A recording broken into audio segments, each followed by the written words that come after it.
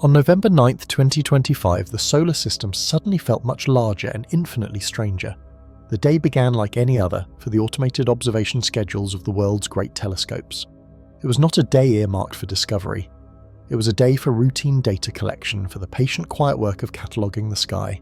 The Hubble Space Telescope, a venerable and trusted eye in orbit, finished its observation block on a faint distant object designated 2025 AX9.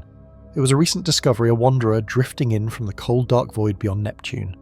The data streamed down to Earth, was processed and then flagged. In centres across the globe, astronomers monitoring the data feeds paused. The initial readings were dismissed as sensor glitches or perhaps a calibration error. They ran diagnostic. The instruments were fine. They reprocessed the raw data. The results did not change.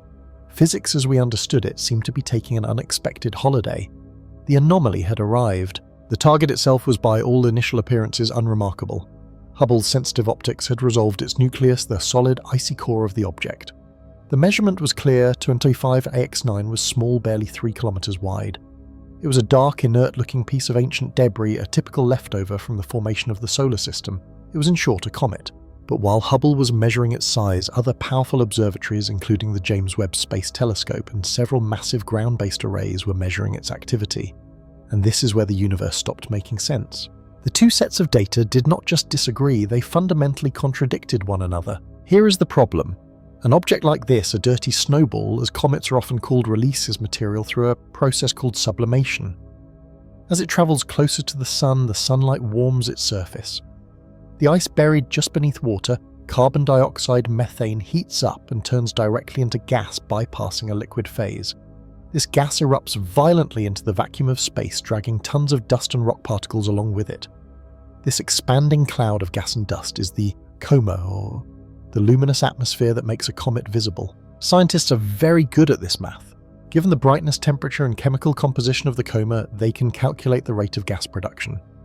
They can determine with high precision exactly how many tons of material the comet is shedding every single second. For 25AX9, that rate was astonishing. It was expelling gas and dust with a frosty that was staggering, creating a vast, brilliant coma that dwarfed the object itself. And this is where the calculations broke down. To release that much gas, the object required a specific amount of active surface area. The physics of heat transfer and sublimation are not theoretical. They are well understood laws. You need a certain number of square meters of icy surface being blasted by a certain amount of sunlight to produce the observed cloud. It is a simple, straightforward budget of energy in and material out. When the teams ran the numbers and then re-ran them, and then had independent teams in other countries check them, the answer was immutable. The object was behaving as if it had a minimum active surface area of, let's call it area B. But Hubble had already measured the total surface area of the physical object. Let's call that area A. The core of the paradox, the fact that caused a quiet panic in the astronomical community was this.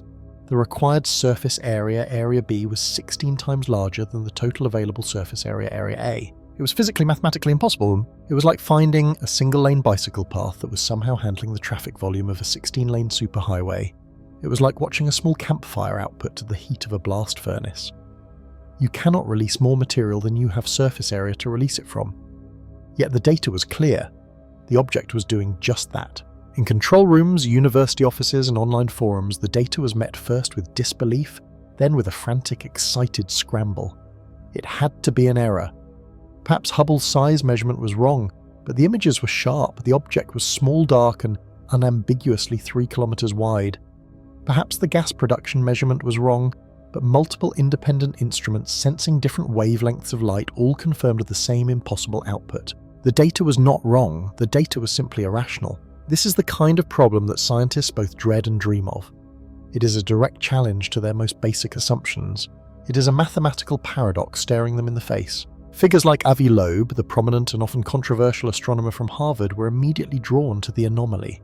Loeb, who famously suggested that the interstellar object Oumuamua might be an artificial construct, thrives on data that defies conventional explanation. For him and for many others, a paradox like this isn't a failure of measurement. It is a signal that our understanding is incomplete. It is a locked door and the data is the key. The community was facing a fundamental contradiction. The equation said A must be true, the equation said B must be true, but A and B could not both be true in the same reality. The object's size was small, the object's output was massive. This was not, the experts quickly emphasized to a suddenly curious public, a normal comet. Normal comets are predictable, we understand their behavior. We have landed probes on them, they follow the rules. This object, 25AX9, was breaking the rules. This single observation transformed the object from a passing curiosity into the single most important mystery in the solar system.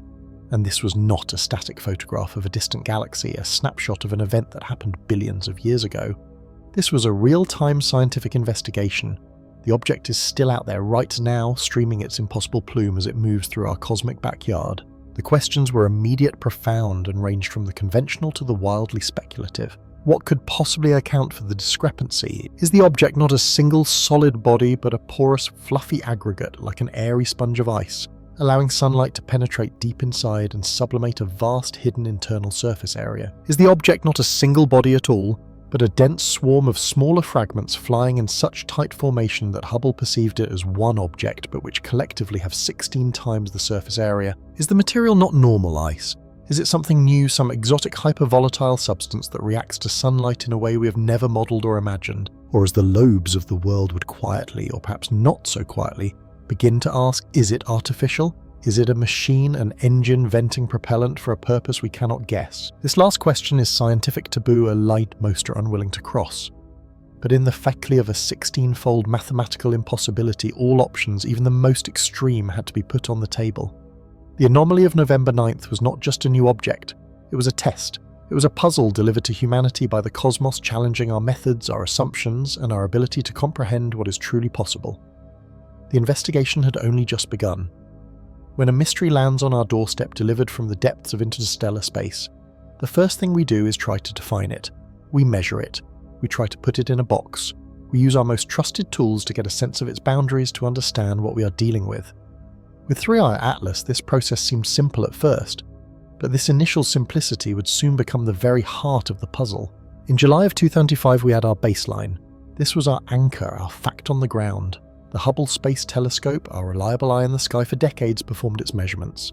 The data was clear. The object 3i Atlas was small, its maximum diameter was confirmed to be 5.6 kilometers. Let's pause on that number.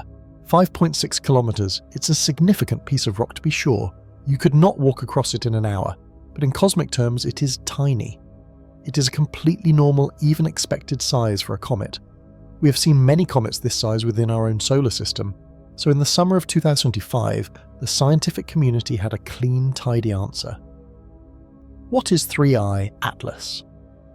It is a typical interstellar comet. It was for a brief time a solved case. We logged the data, we published the papers, and we felt we understood what was passing through our neighbourhood. We had established the facts. Fact A, the object is 5.6 kilometers wide. We wrote this down in pen, we trusted Hubble. And then the object drew closer to the Sun. As 3i Atlas rounded that closest point, its perihelion, everything we thought we knew was thrown into chaos. In November of 2005, new observations started pouring in. The object, which had been a quiet, dark and frozen traveller, woke up. And it did not just wake up, it exploded with activity. Observers, including those using the James Webb Space Telescope, detected what they could only describe as massive jet structures. These were not the gentle, misty tails we associate with small comets. These were colossal plumes of gas and dust erupting from the object's surface, driven by the sun's heat. And they were staggering in scale. These jets, originating from a body only 5.6 kilometers wide, were measured stretching for millions of kilometers into space. This was our evidence B, the event, the spectacle. An object the size of a small mountain was suddenly behaving like a gas giant, projecting a presence millions of times larger than itself. This is where the real investigation begins. When observations defy expectations, scientists turn to calculations. A team led by Avi Loeb, a physicist known for pushing the boundaries of astronomy, looked at this new evidence. They asked a simple logical question: how does an object of this size produce jets of that magnitude? The jets were analysed. The data from the James Webb Space Telescope was incredibly precise. It told us what the jets were made of. The gas was confirmed to be 87% carbon dioxide. This is a common material in comets. It's essentially dry ice. When sunlight hits a surface made of carbon dioxide ice, the ice doesn't melt. It sublimates. It turns directly from a solid into a gas. This expansion, this violent boiling, is what creates the jet.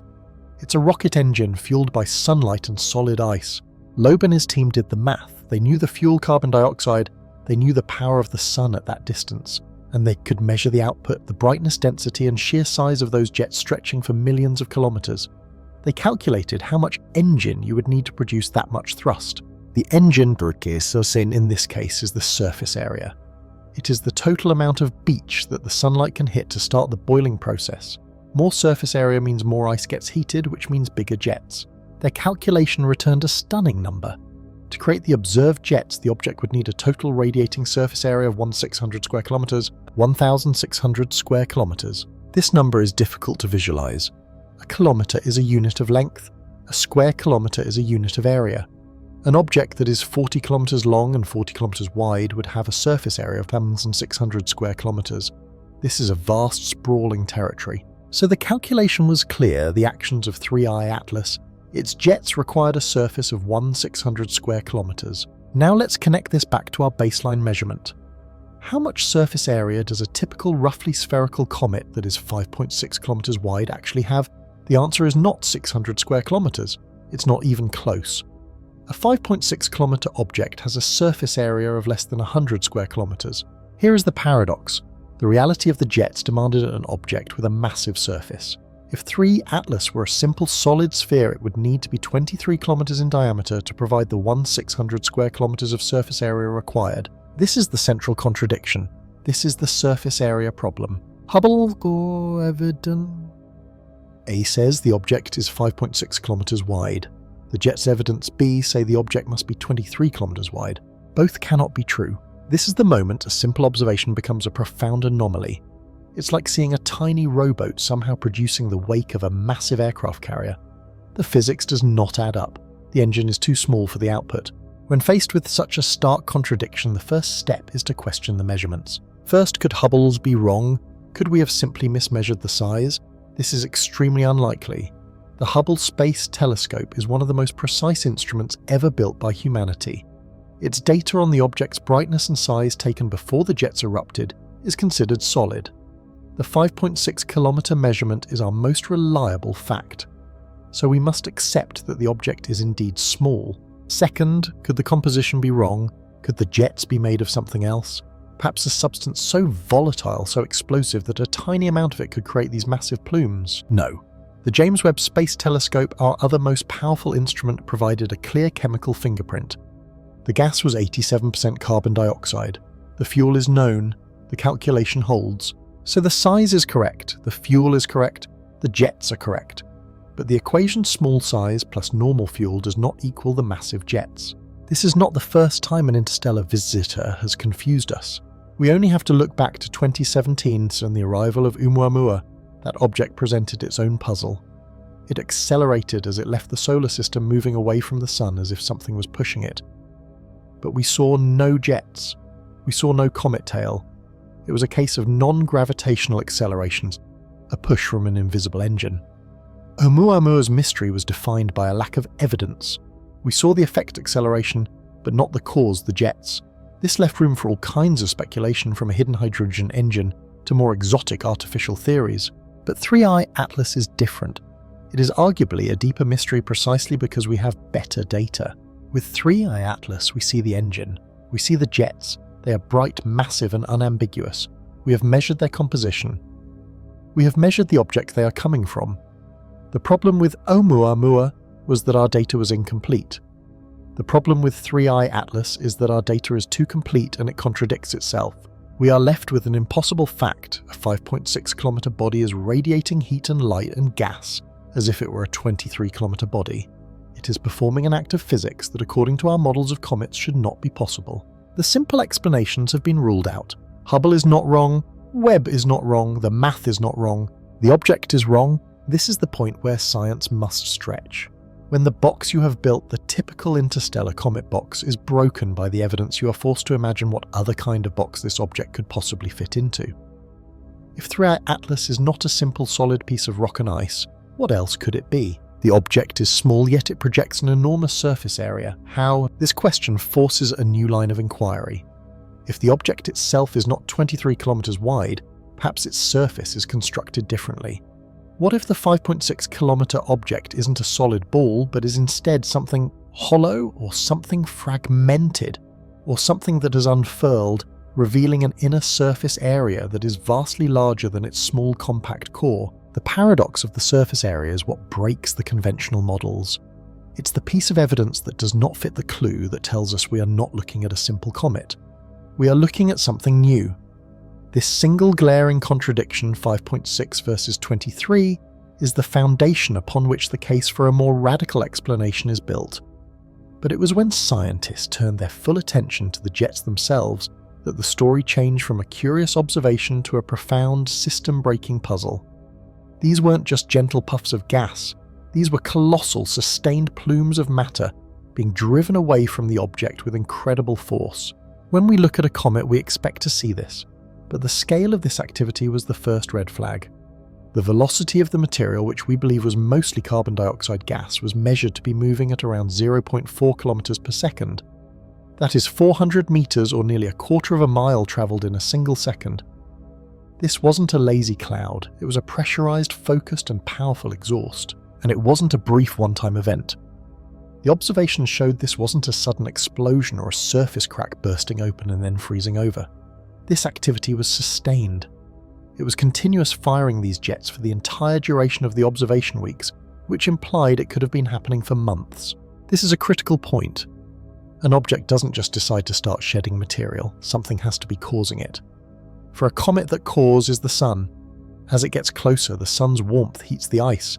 The ice turns to gas, and that gas sprays out, creating the jets and the beautiful coma. But for this to happen over weeks and months implies a steady, continuous process. It implies a vast reservoir of fuel. The real shock came when the scientists did the math. If you know the speed of the gas, 0.4 kilometers per second, and you can measure the brightness and density of the cloud it's creating, you can calculate a truly staggering number, the mass loss rate. You can figure out exactly how much of itself this object was sacrificing second by second to create this glorious green halo. The number they found was almost unbelievable. This object was losing approximately 2 million kilograms of its mass every single second. Let us pause here.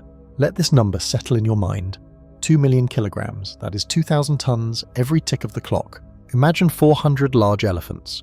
Imagine lining them up and pushing them one after another off a cliff every second.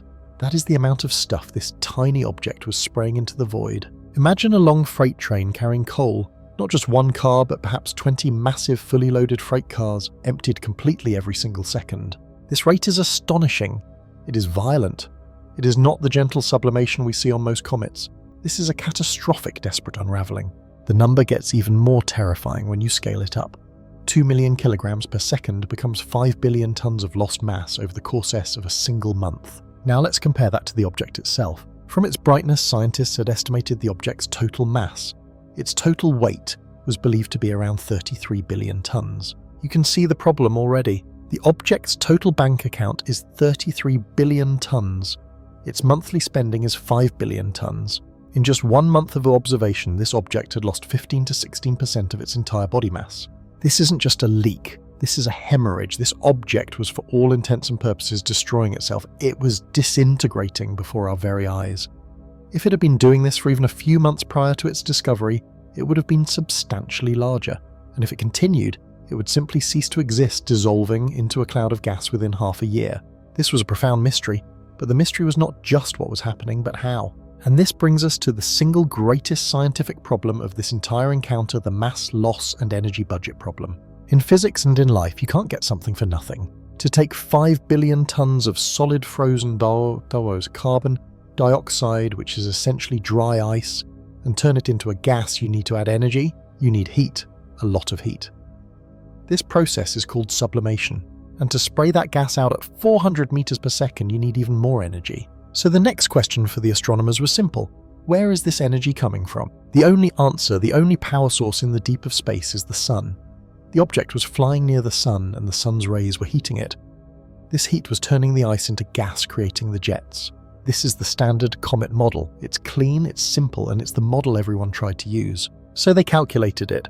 How much energy would you need to sublimate 5 billion tons of carbon dioxide ice over 1 month to power that 2 million kilogram per second rocket engine? You would need a specific amount of energy. The calculation landed on a figure in the realm of 3 quintillion joules. That is a 3 followed by 18 zeros. It's an absurd number, but it's just math. That is the energy cost to make the object do what it was seen doing. Now the final part of the calculation. We know the cost 3 quintillion joules, we know the power source the sun. The only remaining question is, can the object collect enough sunlight to pay this energy bill? An object collects sunlight based on its surface area. It is in essence a solar panel. The bigger the object, the more sunlight it catches and the more heat it can generate. And this is the moment the entire theory fell apart. We knew how bright the sun was at that distance. We knew the energy cost. We could therefore calculate with high precision exactly how big this object's solar panel needed to be to absorb that much energy. The answer was 1,600 square kilometers. To catch enough sunlight to power these jets, the object needed a surface area of 1,600 square kilometers. An object with that much surface area would have a diameter of roughly 23 kilometers. Remember how big the object actually was? We measured it.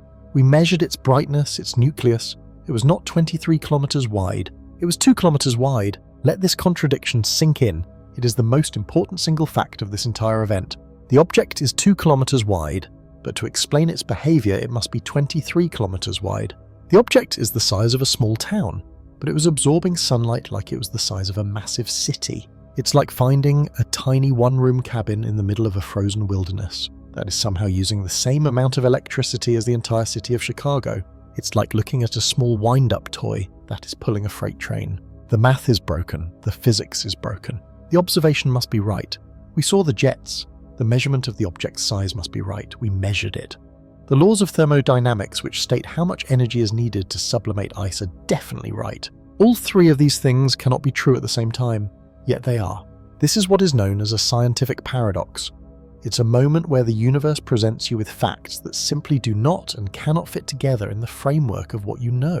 As one of the lead astronomers, Avi Loeb, famously said when looking at this data, "Houston, we have a problem." He chose that phrase for a reason. It's the phrase from the Apollo 13 mission, a moment when the data on the screen was so alarming, so contrary to the plan that it meant the mission and reality as they knew it had fundamentally changed. The Comet explanation was dead. The sun was not paying this energy bill. The numbers did not add up. The object was absorbing or perhaps generating 10 to 100 times more energy than it had any right to. If the sun was not the source of this power, what was? This single glaring impossibility, this budget deficit of cosmic proportions, is what opened the door. It forced science to stop looking for simple answers and to start asking the most profound and unsettling questions. It was the moment this stopped being a comet and started being something else. When the James Webb Space Telescope first turned its powerful gaze toward 3A Atlas in August, it measured a world that was already very active. The data showed it was shedding mass at a rate of 150 kilograms every single second. This is not a small number. It's difficult for us to picture what that really means. Imagine a very large, heavy refrigerator. Now imagine that refrigerator being completely vaporized, turned from solid ice and rock into gas and blasted into space. Now imagine that happening every second.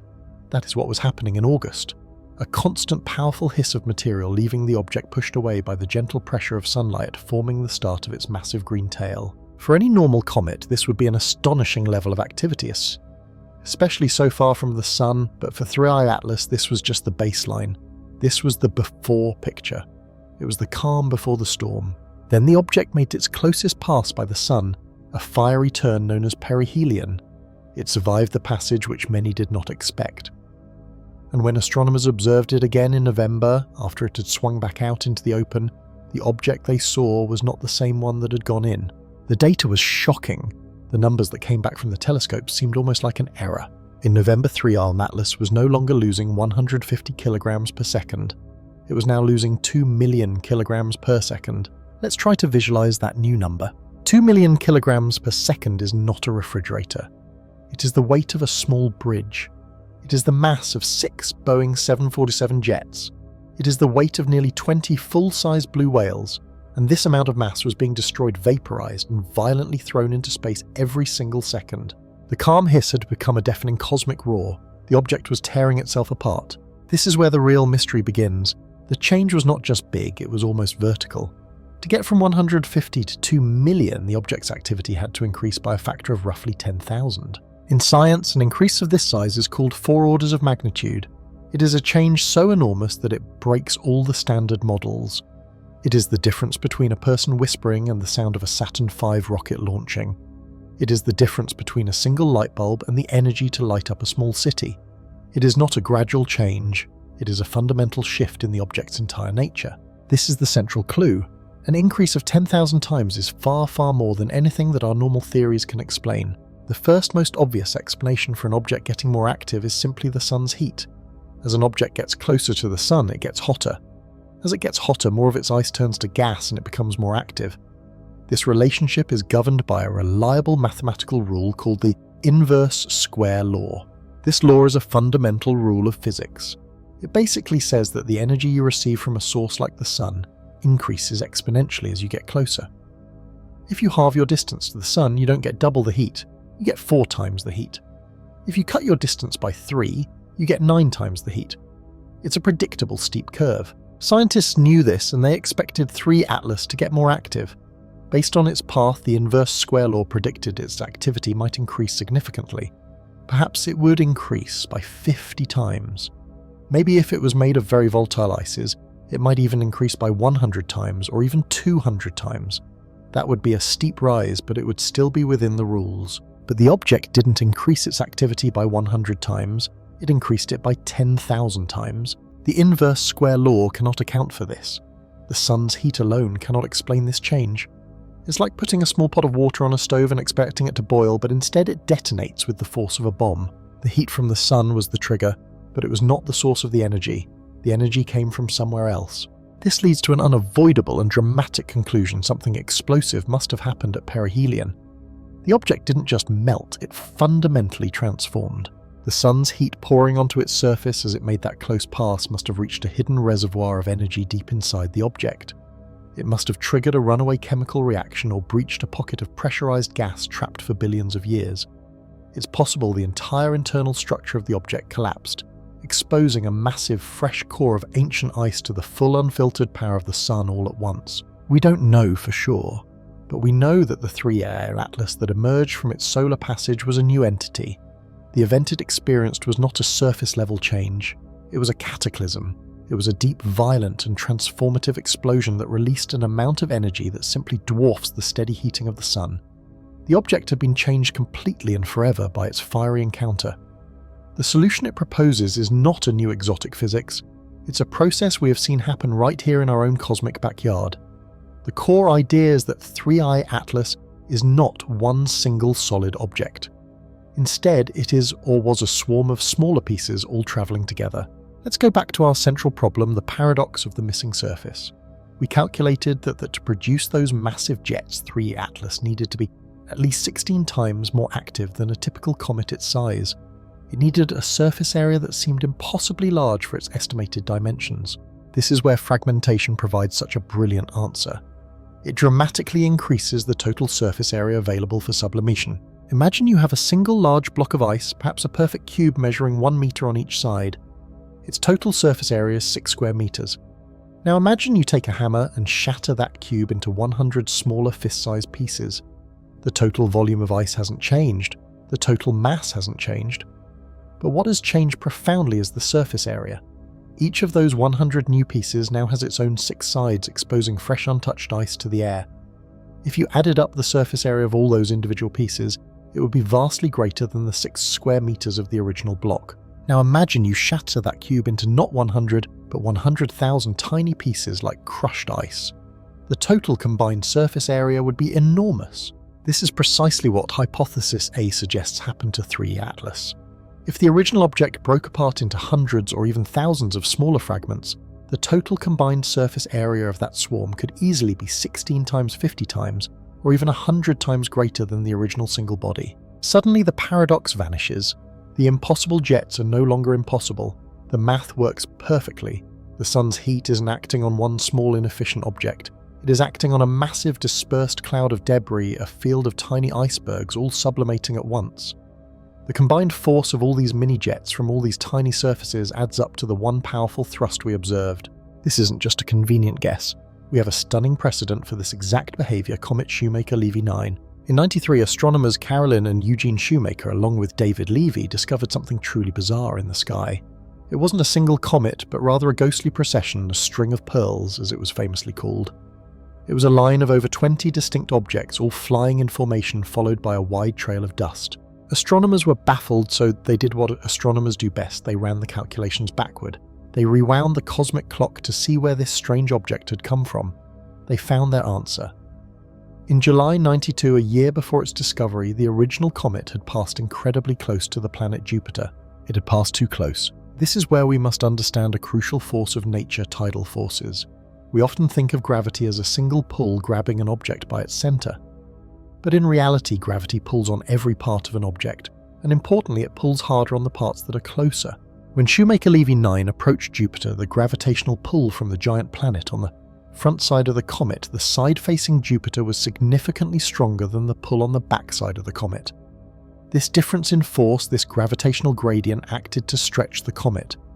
It was like pulling a piece of bread dough from both ends. Now, if the comet had been a solid single piece of dense rock or iron, it might have survived. It might have groaned and creaked, but it would have held together. But astronomers quickly realized that most comets are not solid boulders. They are what we call rubble piles. A rubble pile is almost exactly what it sounds like. It is not a single unified object. It is a loose collection of boulders, rocks, gravel, dust and ice, all held together not by solid rock but by their own very weak collective gravity. Think of it less as a cannonball and more as a giant cosmic beanbag. This fragile structure was its doom.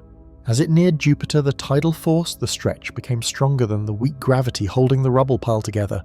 Jupiter's gravity simply tore the comet apart. The beanbag burst and its contents spread out into that iconic string of pearls. We didn't just theorize this, we watched it. And a year later, in 1994, the world watched as one by one those 21 fragments slammed into Jupiter's atmosphere, creating dark Earth-sized scars that were visible for months. Shoemaker-Levy 9 was the proof. It established that comets can be rubble piles and that the tidal forces of a massive body can rip them to pieces. Now let's apply this directly to 3E Atlas. This interstellar visitor, likely a rubble pile itself after a long and ancient journey, flew directly toward our sun. Like Shoemaker-Levy 9, approaching Jupiter 3E Atlas faced the immense tidal forces of our own star. As it made its sharp, fast turn at perihelion, its closest approach, the sun, would have stretched it. The pull on its front side would have been far greater than the pull on its back. If 3E Atlas was indeed a loose collection of interstellar rubble, the sun would have done the exact same thing Jupiter did. It would have pulled it apart piece by piece. This fragmentation would solve all the puzzles. The massive jets are explained by the massive new surface area. The sudden green glow of nickel gas. That's also explained.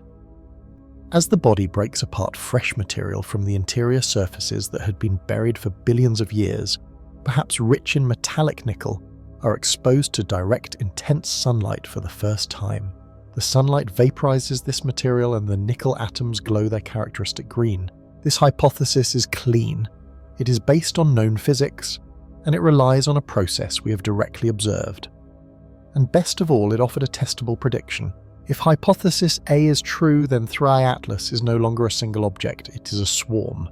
Therefore, if we were to point our most powerful telescopes like the Hubble Space Telescope at the object, we should not see a single sharp point of light. We should see something different. We should see an elongated cluster, a small string of pearls of our very own. The prediction was simple: look closer, and you will find the fragments. In the long unfolding story of 3E Atlas, every theory, every debate, and every strange reading has all been leading to a single point in time. Science is not just about having clever ideas, it is about testing them. It is about separating what we think is true from what the universe shows us is true. For months, the scientific community argued. Was it a nitrogen iceberg? Was it a swarm of fragments? Was it something else entirely, something that defied our simple categories? The arguments were based on data that was faint, distant, and blurred. We were trying to understand a whisper from across a crowded room, but we knew that whisper was getting closer. The entire investigation was hurtling toward one critical date, December 19th. This day was not just another Tuesday. It was marked on calendars in observatories across the world. It was the day of the rendezvous. This was the moment the solar system was offering us our one and only chance to get a clear look at this traveller. On December 19th, 3I Atlas would make its closest approach to Earth. Now, in cosmic terms, close is a very relative word. The object would not be a threat, it would not be visible as a streak in the sky like a meteor. Its closest pass would still be 269 million kilometers away. That is an enormous distance. It is more than 150 times farther away than our own moon. So why was this moment so important? Because everything in space is about perspective. For the previous year, observing 3 Atlas was like trying to read a street sign from 5 kilometers away. We could see something was there. We could tell it was moving. We could see its strange green color. But we could not make out the fine print. We couldn't see if the sign was one solid piece of metal or if it was actually a dozen smaller signs nailed to the same post. But on December 19th, our planet's own orbit around the Sun combined with the object's trajectory brought us to this minimum distance. We were moving from 5 kilometers away to just 1 kilometer away. Suddenly we had a chance to see the details. This is what astronomers call resolution. It is the power of a telescope to see 2 separate small objects as 2 separate small objects instead of blurring them together into one fuzzy blob. This was the test. All the theories about 3I Atlas being a fragmentation cloud or a swarm were built on the idea that it was not one thing but many things. The nitrogen iceberg hypothesis required the object to have broken up to explain its massive jets. If it was still a single solid piece, that entire theory was wrong. This was the day to find out. This was the moment where the object would be at its brightest, reflecting the most sunlight and at its largest in our field of view. If 3I Atlas was a family of fragments flying in formation, December 19th was the day we would finally be able to see the gaps between them. The entire world's scientific arsenal was pointed in its direction. This was an all-hands-on-deck observation. First there was the Hubble Space Telescope. For decades, Hubble has been our unwavering eagle eye in orbit. Floating high above the blurry, rippling distortion of Earth's atmosphere, Hubble's job is simple: to take the sharpest possible pictures.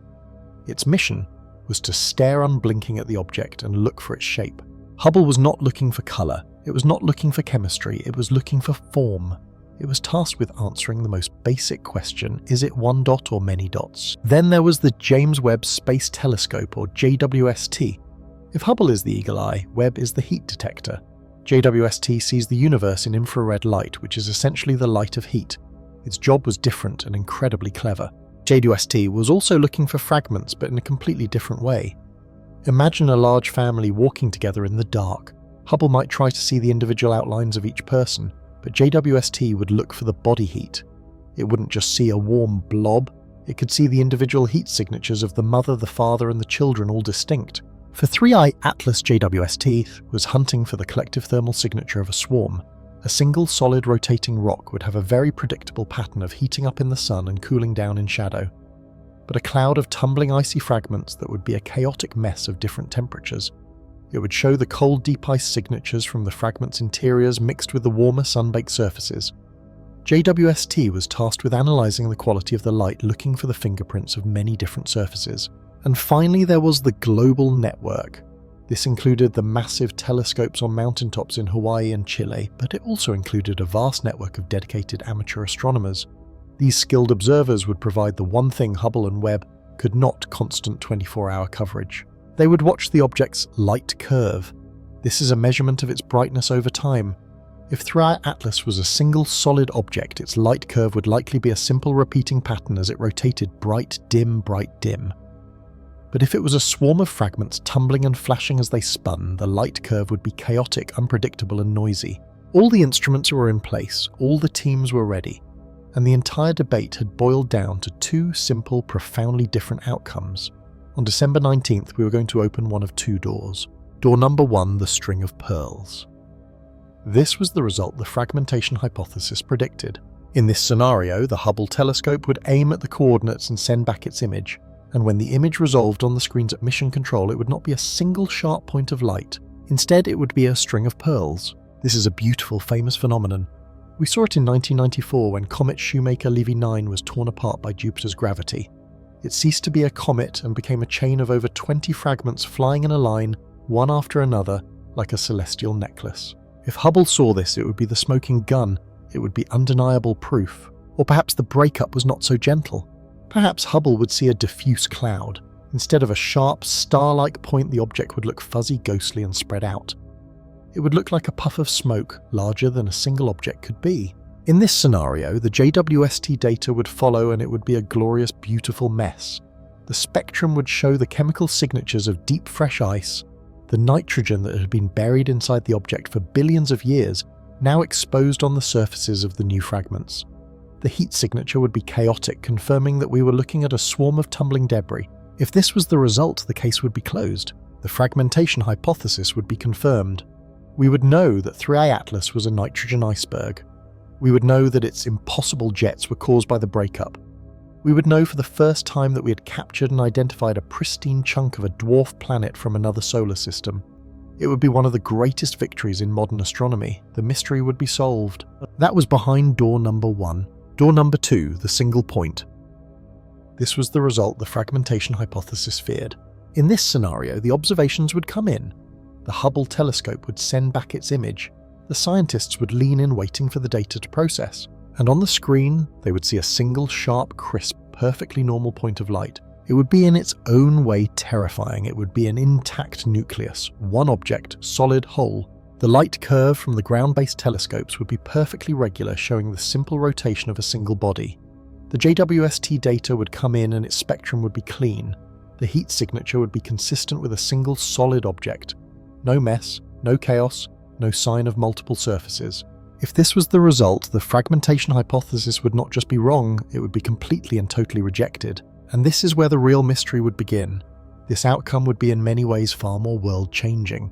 Because if 3 Atlas was a single intact object, then what was it? If it was a single object, where did the massive jets come from? A single 2-kilometer rock does not have enough internal heat or pressure to fire off jets that powerful for that long. It breaks the laws of physics as we know them. If it was a single object, how did it have that impossible chemical signature of nickel and that strange green glow? How did it have the spectrum of a comet, the behavior of an asteroid, and the power of a rocket engine, all while being a single solid rock? This result would mean that all of our theories were wrong. It would mean the nitrogen iceberg idea was wrong. It would mean the swarm idea was wrong. It would mean that we were not looking at a natural object that had broken apart. It would mean we were looking at a single coherent object that was behaving in a way that our science could not explain. It would send the entire scientific community back to the very beginning, forced to confront a reality that did not fit any of their models. It would mean that 3I Atlas was something else entirely. These were the two possibilities. There was no middle ground. This was a true test. Either the mystery would be solved, confirming our clever theories, or the mystery would become deeper, more profound, and more alien than anyone had dared to imagine. The telescopes were pointed, the data pipelines were open, the world of science held its breath and waited for the rendezvous. Let us settle back into this quiet space far from the concerns of the day. Let us take a soft, deep breath and turn our minds outward toward the great silent dark. In our journey so far, we have walked a familiar path. We have taken the strange and puzzling data from 3I Atlas, its powerful jets, its deep green glow, its immense size and its surprising acceleration. And we have tried with all the tools of our current understanding to fit it into a box we know. We tried to make it a comet. We tried to explain its behavior using the natural passive forces of the sun. But the box did not hold, the data refused to fit. The energy required to move an object this large is simply not accounted for. The amount of sunlight 3I Atlas is reflecting is not nearly enough to power the sublimation, the turning of ice into gas that would be needed for such massive jets. The math simply does not balance. We are left with, in effect, a powerful sustained push without a visible sufficient cause.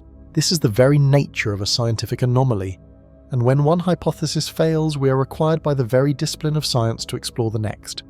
We must turn our gaze to hypothesis B. This path is less comfortable, it is less familiar, but it is where the data now points. We are forced to return to that core problem, the energy. If the object is intact, if it is not a cloud of dissolving debris, but a single solid object, then the data is telling us something profound. It's telling us that our assumption about the way it is moving is wrong. Let's think about this push. A comet gets its gentle nudge from sublimation. Sunlight passively warms its surface and the ice turns to gas, drifting away slowly. The speed of this escaping gas is very low, perhaps only 0.4 kilometers per second. It is like a kettle boiling. The steam rises, and if you left the lid loose, the steam might push it off, but it is a slow, gentle, and incredibly inefficient process. To move a mountain, you would need to boil an ocean. This is the problem 3I Atlas presents. But what if the push was not passive? What if it was active? This is the core of hypothesis B. What if the material we see, the nickel, the iron, the carbon, is not just drifting away but is being expelled? Imagine the difference between that boiling kettle and a rocket engine. Both use the same principle, gas expanding. But the rocket engine channels that gas through a nozzle, focusing it and expelling it at tremendous velocity. It is thousands of times more efficient. If 3I Atlas is an intact object, it doesn't need to lose mountains of ice to achieve its acceleration. It only needs to expel a much smaller amount of mass at a much higher velocity. Instead of 0.4 kilometers per second, what if the material was leaving at 3 kilometers per second, or 10, or even 50 kilometers per second? The mathematics of propulsion are clear. This would be profoundly more efficient. It would create the exact push that we observe while requiring only a tiny fraction of the energy. It solves the energy budget. An object doing this would not need to be brilliantly bright. It would not need to be boiling away under the sun. It would look from a distance exactly like 3's Atlas does. But this solution raises a new and deeply uncomfortable question. What natural process can expel heavy elements like nickel and iron at 50 kilometers per second? A Comet cannot do this. A volcano cannot do this. We have no known natural model for this behavior in a cold object far from the sun. This is the first piece of strange evidence, and it is not alone. If this were the only puzzle, we might dismiss it. But the coincidences begin to stack up. Let's look at the other clues. First, there is the direction of the push.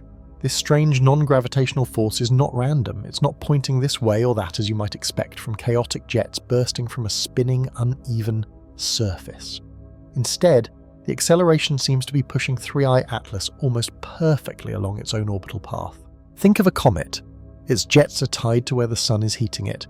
As it tumbles and rotates, the direction of that push would constantly change. The odds of those random jets just happening to align perfectly to provide a consistent forward thrust along its orbit are incredibly low. It is convenient. It is another anomaly. Second, there is the path it is taking through our solar system. Imagine our solar system as a vast flat disk like a vinyl record. All the planets Earth, Mars, Jupiter orbit the sun on this flat plane. We call it the ecliptic. But the stars around us, the galaxy itself, is not on this disk. Our solar system is tilted relative to the galaxy. An interstellar visitor coming from another star should by all statistical logic come in from a random direction. It should plunge in from above the disk or below it. The odds of it happening to arrive exactly on the same flat plane as our planets are very low. That probability has been calculated. It is about 1 in 500. Oumuamua, our first visitor, did exactly what we expected. It plunged in at a steep angle, cut through the ecliptic plane and shot back out again. But 3I Atlas is different. It is travelling almost perfectly within that flat disk, moving on the same groove as all of our system's planets. It is another coincidence, a 1 in 500 coincidence. Third, there is the simple staggering fact of its size. Oumuamua was the size of a skyscraper or a large asteroid. That by itself was a surprise, but 3I Atlas appears to be the size of a city. Its mass is estimated to be perhaps 1 million times greater than Oumuamua. The galaxy is vast, but it is not full of city-sized objects tumbling between the stars. If Oumuamua was a statistical surprise, 3I Atlas arriving so soon after is a statistical impossibility. This is where the quiet contemplation must deepen. We must look at the total picture. We are not allowed to pick and choose the data. We must accept all of it together. We have an object that is solving its energy crisis with an efficiency we cannot explain. We have an object whose mysterious push is suspiciously aligned with its orbit. We have an object whose orbit is suspiciously aligned with our solar system, a 1 in 500 chance. And we have an object that is suspiciously impossibly large. Imagine you're watching a card game, you see the dealer draw a perfect royal flush. It's possible. The odds are low, but it can happen. But what if they draw a second royal flush and then a third? At what point do you stop calling it luck? At what point do you begin to wonder if the game is being played by rules you do not yet understand? Some scientists like Avi Loeb at Harvard have tried to multiply these probabilities together. When you combine the chance of the orbit, the chance of the alignment, the chance of the size, and the chance of the energy, the probability of all these things being a random natural coincidence becomes staggering. Perhaps 1 in 100 million. It is not zero. In an infinite universe, anything is possible. But it is so vanishingly small that it demands we consider the alternative no matter how profoundly it may challenge us. And so we arrive at the hypothesis that science is most reluctant to touch. It is the final possibility, the one we keep locked in a box labelled speculation. This is hypothesis B, the technological hypothesis. Let us be very clear, very careful and very precise. We are not talking about aliens. We are not imagining creatures or cities or pilots. That is the realm of fiction. We are talking instead about an artifact. An artifact is simply a product of technology. A tool, a machine, a sensor, or perhaps simply a piece of debris from a technology far older than our own. This hypothesis is deeply speculative. It is perhaps the most extreme explanation possible, but its scientific power is that it explains everything. If you accept just for a moment this one extraordinary premise that through our atlas is not natural, but manufactured, all the anomalies, all the coincidences instantly vanish, the data stops being weird, it starts to make perfect logical sense. Does it have a strange energy budget? Yes, because it is not a passive comet. It is an engine. An engine is designed to be efficient. It explains perfectly how you can get a powerful high-velocity push from a small controlled source. Is its acceleration suspiciously aligned with its orbit? Yes, because an engine provides directed thrust. It's not a random jet, it's a propulsion system designed to guide, to steer, or to slow down. Is it on a strange 1 in 500 orbit? Yes, because perhaps it wasn't just passing by. Perhaps our solar system and the ecliptic plane where the planets live was its destination. If this object is an artifact, then these are not coincidences. They are evidence of intent. The puzzle pieces lock into place. This is the uncomfortable truth of Hypothesis B. It is an idea that rests at the very edge of our worldview. It feels fantastical, but in the cold, quiet logic of the data, it remains the only hypothesis that elegantly and completely explains everything we see, if we can only confirm that 3i Atlas is indeed still intact. And so after this long journey, we find ourselves at the end. We have travelled together from the frozen edges of our solar system following the path of this strange and wondrous visitor. We have looked at its impossible speed, its baffling green glow, its powerful unexpected jets, and the ghostly signature of nickel in its light.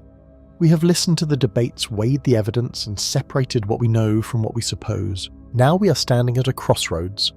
The path of our understanding has split, leading in two very different directions. The entire scientific community is standing here with us, waiting to see which road is the correct one. Down the first path is the solution of the familiar. This is the path of known science. On this road, the object is a natural phenomenon, most likely a comet, but it is not a simple clean snowball. To explain everything we've seen, it would have to be a very strange comet. It must be fragmented, a swarm of icy rubble, rather than a single solid piece. This, a scientist might argue, is the Occam's razor solution. It is the simplest explanation, the one that requires the fewest new assumptions. A fragmented comet could perhaps explain the massive jets. It would have more surface area exposed to the sun, allowing more ices to turn directly into gas, creating a spectacular, powerful display. The green glow, that is easily explained by molecules of diatomic carbon, two carbon atoms bound together, which glow that precise colour when sunlight breaks them apart. It is a common sight in comets, the nickel. Perhaps it was trapped in the comet's ice, a dusty remnant from the cloud where this object was born billions of years ago. This path is safe, it is logical, it affirms what we believe we already know about the universe. It is the most probable answer. But then there is the second path. This road is steeper, darker, and far less travelled. On this path, the object is not a pile of rubble. It is intact. It is a single, solid, coherent object that is behaving in ways we cannot explain. This path itself splits again. Perhaps it is a natural anomaly, something we have never seen before. It could be a new class of celestial body entirely. Is it a fragment from the iron core of a planet in another solar system shattered by some ancient catastrophe? This could explain the nickel, the jets. Perhaps they are not water ice, but pockets of pure frozen nitrogen gas, trapped deep inside this iron-rich rock bursting out under the sun's heat. This would make it natural, but it would still be a revolutionary discovery, proving that pieces of other worlds, true interstellar, shrapnel, are crossing the gulf between stars. And then there is the other branch of this second path, the one that makes the air feel still and cold, the one that most scientists are and should be deeply hesitant to walk down. It is the idea that this single intact anomalous object is not natural at all, that it is artificial. A piece of technology from a civilization that is not our own. In this view, the jets are not jets, but a form of propulsion. The nickel is not dust and gassing. It is a component of a metallic hull. The shape is not random, but designed. This is the most extraordinary claim in the history of science. It borders on science fiction. It is the hypothesis of last resort, the one we should only turn to when every single natural explanation has failed, and we are not there yet. This is the crossroads. A fragmented, unusual comet, an intact natural anomaly, or a technological artifact. The beauty of this moment is that we do not have to guess forever. This is not just a philosophical riddle, it is a mystery with a deadline. The object is still moving, heading toward its closest and most dramatic encounter with our Sun. The crucial moment for observation is almost here. This coming December and into January of next year, our most powerful telescopes, the eyes we have built on mountains and launched into space, will get their clearest view. They will drink in its light, break it apart into its chemical fingerprints, and measure its behavior with incredible precision. Then the data will be collected and the real work will begin. Teams of researchers around the world will analyze the numbers, they will debate the results, and they will check their work. We can expect the first definitive answers, the papers that will either confirm or deny these theories, to begin appearing in February of 2026. Think about that. The answer is just a few months away. This is the most important message I want to leave you with tonight. What you are experiencing is not a story from a history book. You are witnessing a live investigation. We are all here together, watching a detective story unfold in real time on a cosmic scale. The confusion, the debates, the excitement, the uncertainty, this is what science actually looks like. It is not a clean set of facts. It is a messy, human, passionate process of elimination, of discovery, and of profound wonder. You are living through a moment where a fundamental question about our place in the universe is being asked, and the answer is waiting just around the corner. So what can you do? This is a call to action, but not for protest or noise. It is a call for curiosity. If this story has sparked something in you, follow it. You can go online and check the public updates from the major observatories. You can follow the work and the writings of the key scientists in this field, like Avi Loeb, who reminds us all to be brave enough to ask the unconventional questions. You do not have to agree with every hypothesis, but you can participate by paying attention. And when the news breaks in February, you will not just be a passive spectator. You will understand the story behind the headline. You will know the questions that were asked, the stakes, and the two great paths that led us to that final answer. The most important thing you can do is simply this: stay curious. In the end, whatever the answer may be, the true value of this visitor has already been proven. The gift of science is not and has never been the final answer. The gift is the process of searching for it. Let us imagine for a moment that in February the answer comes back. It was a comet. A very strange, nickel-rich, fragmented comet, but a comet nonetheless. Would that be a disappointment? Not at all, because the search forced us to be better scientists.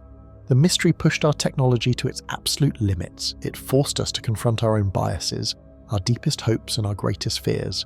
It made us ask, how would we know if we saw alien technology? What should we be looking for? The mystery of this object is a mirror. It reflects our own desire to know, our need to explore, and our search for meaning. The search for the answer, this rigorous, collaborative, passionate process that is the adventure.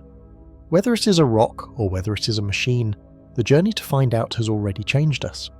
It has reminded us in a time when we feel so divided that we all share the same sky. It has reminded us that the universe is still full of profound surprises, that there are great and beautiful questions left to answer, and that the simple human act of looking up and wondering is perhaps the most important thing we can ever do. Stay curious and sleep well.